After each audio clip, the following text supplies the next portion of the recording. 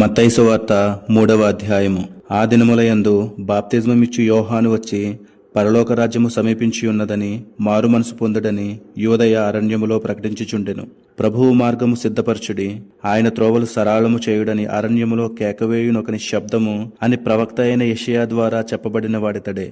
ఈ యోహాను ఒంటి రోమముల వస్త్రమును మొల చుట్టూ తోలెదట్టయు ధరించుకొనివాడు. మిడతలను అడవి తేనెయు అతనికి ఆహారము. ఆ సమయమున యెరూషలేము వారును యూదయ వారందరును యోర్దాను నదీ ప్రాంతముల వారందరును అతని యొద్దకు వచ్చి తమ పాపములు ఒప్పుకొనుచు యోర్దాను నదిలో అతని చేత బాప్తిస్మము పొందుచుండిరి. అతడు పరిసయ్యులలోను సద్దూకయ్యులలోను అనేకులు బాప్తిస్మము పొందవచ్చుట చూచి, సర్పసంతానమా, రాబో ఉగ్రతను తప్పించుకొనుటకు మీకు బుద్ధి చెప్పిన వాడెవడు? మారు మనస్సుకు తగిన ఫలము ఫలించుడి. అబ్రహాము మాకు తండ్రి అని మీలో మీరు చెప్పుకొన తలంచవద్దు.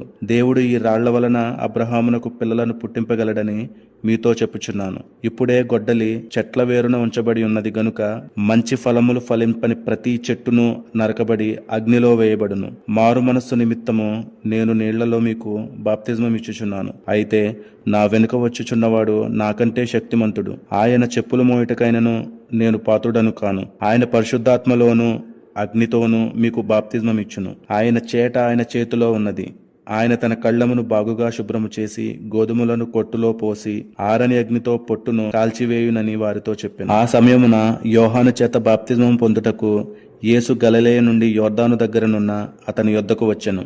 అందుకు యోహాను, నేను నీ చేత బాప్తిస్మము పొందవలసిన వాడనై ఉండగా నీవు నా యొద్దకు వచ్చుచున్నావా అని ఆయనను నివారింపజూచెను. గాని యేసు, ఇప్పటికి కానిమ్ము, నీతి యావత్తు ఇలాగ నెరవేర్చుట మనకు తగియున్నదని అతనికి ఉత్తరమిచ్చెను గనుక అతడు అలాగు కానిచ్చెను. యేసు బాప్తిస్మము పొందిన వెంటనే నీళ్లలో నుండి ఒడ్డునకు వచ్చెను. ఇదిగో ఆకాశము తెరవబడెను. దేవుని ఆత్మ పావురము వలె దిగి అతని మీదికి వచ్చుట చూచెను. మరియు ఇదిగో ఈయనే నా ప్రియకుమారుడు, ఈయన యందు నేను ఆనందించుచున్నానని ఒక శబ్దము ఆకాశము నుండి వచ్చెను. దేవుడు ఈ వాక్య భాగమును దీవించునుగాక.